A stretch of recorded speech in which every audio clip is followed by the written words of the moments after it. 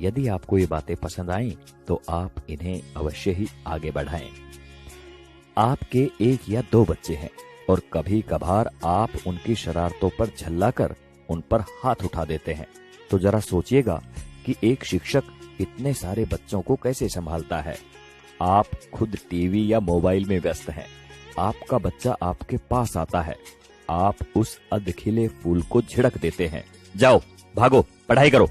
जरा मन को शांत करके विचारिएगा कि एक शिक्षक किस तरह अलग अलग बुद्धि वाले और अलग अलग अभिरुचि वाले बच्चों को 45 मिनट तक एक सूत्र में बांध के रखता है अपनी कक्षा में।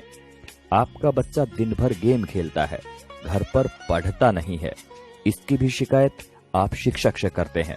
क्या करें, हमारा मुन्ना तो हमारी बात ही नहीं सुनता, जरा डराइए इसे। अरे भाई, बच्चे को डराना है तो उसे किसी बाघ के सामने ले जाओ। आप गुरूर ब्रह्मा टाइप की बातें रटते हैं, पर कुछ पेरेंट्स भगवान तो छोड़िए, शिक्षक को इंसान तक नहीं मानते।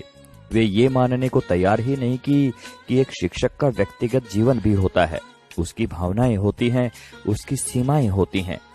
अन्य विभागों के कर्मचारियों की तरह शिक्षक सिर्फ एक वेतनभोगी ही नहीं होता, इसमें सिर्फ सेवा का आदान प्रदान ही नहीं होता, बल्कि छात्र शिक्षक के बीच तमाम मानवीय मूल्यों का भी आदान प्रदान होता है।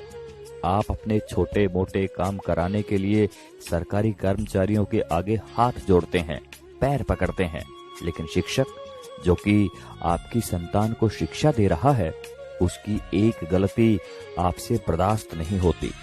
आपका बच्चा, वो बच्चा जिसके लिए आपने मंदिरों और अस्पतालों के जाने कितने चक्कर काटे होंगे, अगर एक ही चीज 3 या 4 बार पूछ ले तो आपके शरीर का तापमान बढ़ जाता है। अब जरा सोचिए कि एक शिक्षक किस धैर्य के साथ बताता है कि 3 जमा 1 और 1 जमा 3 दोनों बराबर होते हैं, भले ही ये एक दूसरे के विपरीत नजर आते हैं। अगर वास्तव में बात समझ में आ गई हो तो आपसे हाथ जोड़कर विनती है कि आप हर शिक्षक को भगवान ना सही, कम से कम इंसान समझकर उतना सम्मान अवश्य दें जो कि एक इंसान को मिलना चाहिए। सभी शिक्षक बंधुओं को समर्पित एवं सभी सम्मानित अभिभावकों को चिंतन करने हेतु प्रेषित है ये बात। आप सभी का शुक्रिया। नमस्कार। जय हिंद।